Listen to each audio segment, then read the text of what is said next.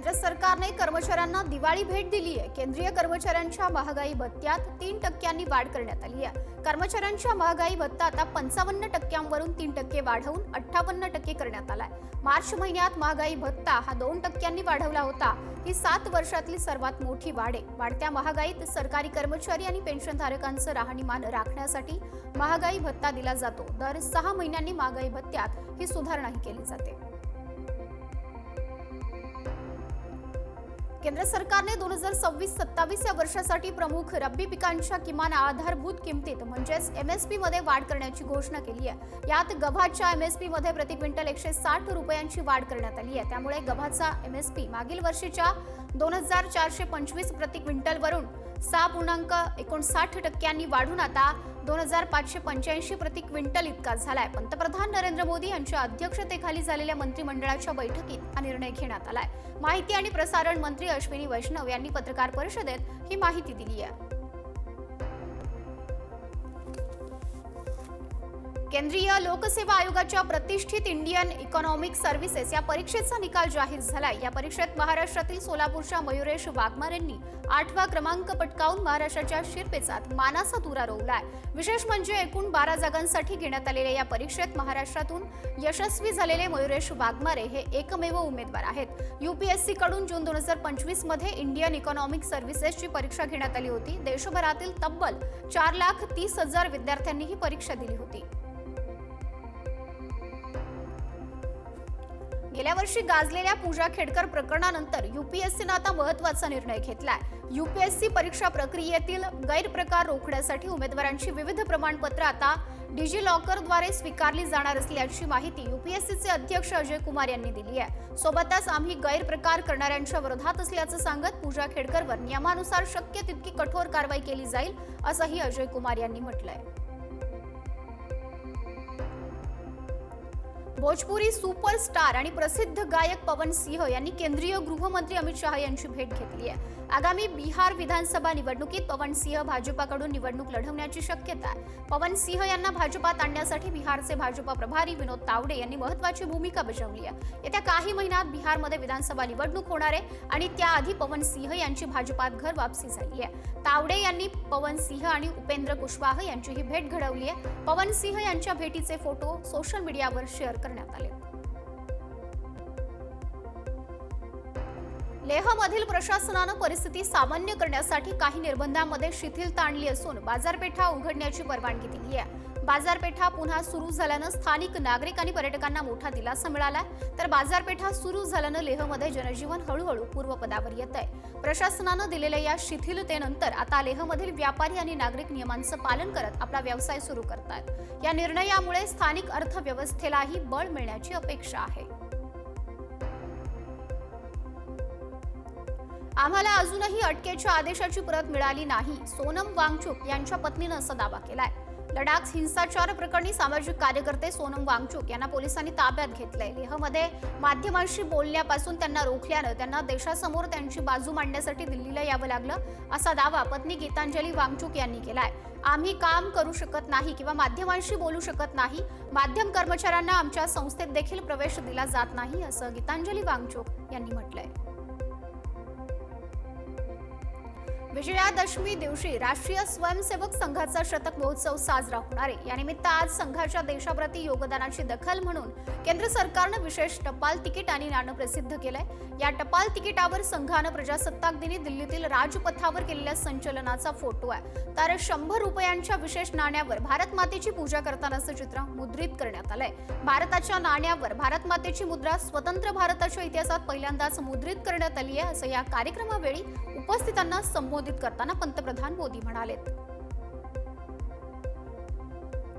पंतप्रधान नरेंद्र मोदी उद्या 2 ऑक्टोबरला दिल्लीतील IP एक्सटेन्शन इथं विजयादशमीच्या रावण दहनाच्या कार्यक्रमात सहभागी होणार आहेत। पंतप्रधान मोदी सायंकाळी होणाऱ्या या रावण दहन सोहळ्यात 6 वाजता या ठिकाणी पोहोचतील आणि पारंपरिक रावण दहन समारंभात सहभागी होतील।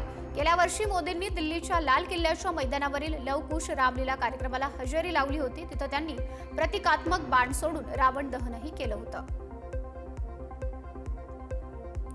नवरात्रीच्या शेवटच्या दिवशी मनाली इथं हिडिंबा देवीचं भव्य मिरवणूक काढण्यात आली। या मिरवणुकीत भाविकांनी मोठ्या उत्साहाने सहभाग घेतला। हिडिंबा देवीला निरोप दिल्यानंतर लगेचच कुल्लू खोऱ्यात आता आंतरराष्ट्रीय दसरा महोत्सवाच्या तयारीला सुरुवात झाली आहे। हिडिंबा देवीची मिरवणूक उद्या सकाळी ढालपूर मैदानावर पोहोचताच या 7 दिवसीय आंतरराष्ट्रीय दसरा उत्सवाला अधिकृतपणे सुरुवात होईल। जगभर विजयादशमीचा सण एका दिवसाचा असतो, पण कुल्लूमध्ये हा उत्सव 7 दिवस चालतो, त्यामुळे याचं विशेष महत्त्व आहे। भारतीय हवाई दलासाठी तेजस विमानांची निर्मिती करणाऱ्या हिंदुस्तान एरोनॉटिक्स लिमिटेडला 4थं इंजिन मिळाले। हे इंजिन अमेरिकन कंपनी जनरल इलेक्ट्रिकनं दिलंय। भारतीय हवाई दलाला नोव्हेंबरपर्यंत 2 तेजस मार्क 1A लढाऊ विमान मिळणार आहे। फेब्रुवारी 2021 मध्ये सरकारनं 83 तेजस मार्क 1A विमान खरेदी करण्यासाठी HAL सोबत 48,000 कोटींचा करार केला, पण अमेरिकन इंजिनाच्या वितरणात विलंब झाल्यामुळे HALनं अद्याप एकही विमान दिलेलं नाही। मात्र आता 4थं इंजिन मिळाल्यानं कामाला वेग आलाय। 2028 पर्यंत सर्व विमानं हवाई दलाला मिळण्याची अपेक्षा आहे। झारखंडमध्ये Jharkhand silk textile and handicraft development corporation limited म्हणजेच झारक्राफ्ट आता ग्रामीण भागातील लोकांसाठी रोजगाराचे एक मोठं माध्यम बनलंय। या संस्थेच्या माध्यमातून ग्रामस्थांना त्यांच्या घराच्या जवळच रोजगार संधी उपलब्ध करून दिल्या जातात। रेशीम उद्योग, हातमाग आणि हस्तकला यांसारख्या कमी खर्चाच्या गृह आधारित उद्योगांना झारक्राफ्ट प्रोत्साहन देत आहे। यामुळे ग्रामीण अर्थव्यवस्थेलाही बळकटी मिळतेय। विशेषतः महिला आणि स्थानिक कारागिरांना यामुळे मोठा आधार मिळालाय।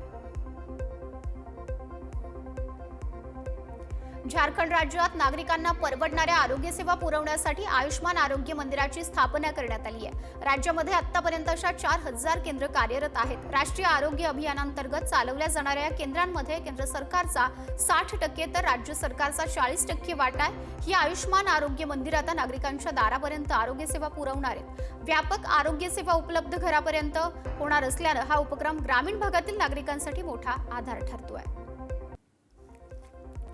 पाकव्याप्त काश्मीरमध्ये स्वायत्ततेच्या मागणीसाठी आंदोलन करण्यात आलं। मुझफ्फराबाद आणि इतर भागामध्ये शांततापूर्ण आंदोलन करणाऱ्या निदर्शकांवर पाकिस्तानी रेंजर्सनं गोळीबार केला। गेल्या 3 दिवसांत झालेल्या या हिंसक कारवाईत अर्धा डझनहून अधिक नागरिक जखमी झालेत, तर अनेक जण गंभीर अवस्थेमध्ये आहेत। नागरिक त्यांच्या मूलभूत हक्कांसाठी आणि स्थानिक संसाधनांच्या शोषणाविरोधात रस्त्यावर उतरलेत। या गोळीबारामुळे पाकव्याप्त काश्मीरमध्ये प्रचंड तणाव निर्माण झालाय। पाकिस्तानी सुरक्षा दलांनी आंदोलनाचा आवाज दडपण्याचा प्रयत्न केल्यानं ही परिस्थिती चिघळली आहे। पाकव्याप्त काश्मीरमध्ये आंदोलनादरम्यान पाकिस्तानी लष्करानं 8 नागरिकांवर गोळ्या झाडल्या, तर ज्यात त्या सर्वांचा मृत्यू झालाय। मृतांमध्ये बाग जिल्ह्यातील धीरकोटमधील 4, मुझफ्फराबादमधील 2 आणि मीरपूरमधील 2 समावेश आहे। त्याआधी मुझफ्फराबादमध्ये इतर 2 आंदोलकांचा मृत्यू झाल्याची नोंद आहे। त्यामुळे मृतांची एकूण संख्या 10 झाली आहे। मूलभूत हक्कांच्या उल्लंघनाविरोधामध्ये आवामी कृती समितीच्या नेतृत्वाखाली गेल्या 72 तासांत पाकव्याप्त काश्मीरमध्ये मोठ्या प्रमाणात आंदोलनं झाली आहेत, ज्यात बाजारपेठा, दुकानं आणि स्थानिक व्यवसाय पूर्णपणे बंद ठेवण्यात आले। फिलिपाईन्समध्ये मंगळवारी रात्री 10च्या सुमारास 6.9 रिश्टर स्केल इतक्या तीव्रतेचा भूकंप झाला। भूकंपाच्या या धक्क्यामुळे अनेक भागातील इमारती कोसळल्यात, रस्त्यांवर भेगा पडल्यात आणि वीज पुरवठाही खंडित झाला। या घटनेत आतापर्यंत 69 जणांचा मृत्यू झाल्याची प्राथमिक माहिती आहे, तर 150हून अधिक जण जखमी झाले, तर मृतांचा आकडा हा आणखी वाढण्याची भीती सुद्धा व्यक्त केली जाते। सैन रेमिगियो इथंही भिंती कोसळून 5 जणांचा मृत्यू झालाय। बंटायन भागातही एका चर्चचे छत आणि भिंती या भूकंपामध्ये कोसळल्या आहेत। चीनच्या 5 पवित्र पर्वतांपैकी एक असलेल्या माउंट ताय पर्वताच्या शिखरावर हजारो पर्यटकांनी चीनचा राष्ट्रीय दिवस मोठ्या उत्साहात साजरा केला। पूर्व चीनमधील शानडोंग प्रांतातील तायशान इथं हा उत्सव झाला। पीपल्स रिपब्लिक ऑफ चायनाच्या स्थापनेच्या 76व्या वर्धापन दिनानिमित्त हजारो लोक माउंट तायच्या शिखरावर जमा झाले होते। चीनच्या राष्ट्रीय दिनानिमित्त या ऐतिहासिक आणि पवित्र शिखरावर झालेल्या सोहळ्याला पर्यटकांनी मोठी गर्दी केली होती। रशियाचे अध्यक्ष व्लादिमीर पुतिन यांच्या प्रस्तावित भारत भेटीसाठी भारत आणि रशिया या दोन्ही देशांमध्ये चर्चा सुरू आहे। पुतिन यांचा हा दौरा डिसेंबर महिन्याच्या सुरुवातीला होण्याची शक्यता आहे। अध्यक्ष पुतिन यांच्या भेटीपूर्वी रशियाचे परराष्ट्र मंत्री सर्गेई लाव्हरोव्ह हे भारताला भेट देतील अशी शक्यता आहे। दोन्ही देशांमधील संबंध अधिक दृढ करण्याच्या दृष्टीने हा दौरा महत्त्वाचा मानला जातोय। नोकरीनिमित्तानं जर्मनीला गेलेल्या भारतीय तरुणीला अवघ्या 2 दिवसांत कंपनीनं कामावरून काढून टाकलंय. या तरुणीनं तिचा अनुभव समाज माध्यमांवर शेअर करत कंपनी विरोधात नाराजी व्यक्त केली आहे. तिच्याबरोबर घडलेली घटना चर्चेचा विषय बनली आहे. काजल टेकवानी असं या तरुणीचं नाव आहे. ती जर्मनीमधील म्युनिक शहरातील एका स्टार्टअप कंपनीत इंटर्नशिप करत होती. मात्र कार्यालयात जाऊन काम सुरू केल्यानंतर अवघ्या 2च दिवसांत कंपनीनं तिला कामावरून काढून टाकलंय.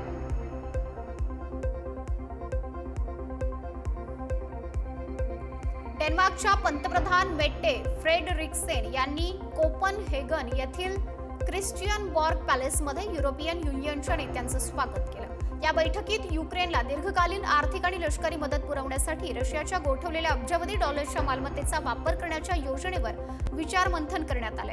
अमेरिकेच्या थेट मदतीशिवाय सुद्धा युक्रेनला पाठिंबा देण्याच्या युरोपियन युनियनच्या दृढ निश्चयाचे हे ताजे संकेत आहेत. युरोपियन युनियनचे नेते रशियाची गोठवलेली मालमत्ता वापरून एक मोठी योजना तयार करण्याच्या विचारात आहेत. दक्षिण आफ्रिकेचे विरोधी पक्षनेते जुलियस मालेमा यांना 2017 मधील एका प्रकरणात दोषी ठरवण्यात आले. 2017 मध्ये एका राजकीय रॅलीत रायफल फायर केल्याप्रकरणी कारवाई करण्यात आली आहे. इकॉनॉमिक फ्रीडम फायटर्स या विरोधी पक्षाचं नेतृत्व करणारे मालेमा यांच्यावर फायर आर्म्स कंट्रोल ऍक्टचं उल्लंघन केल्याचा आरोप होता. मात्र मालेमा त्यांनी ते आरोप फेटाळले. रॅलीत वापरलेले शस्त्र हे खरे नसून खेळण्यातील बंदूक होती. मात्र न्यायालयानं त्यांना दोषी ठरवले.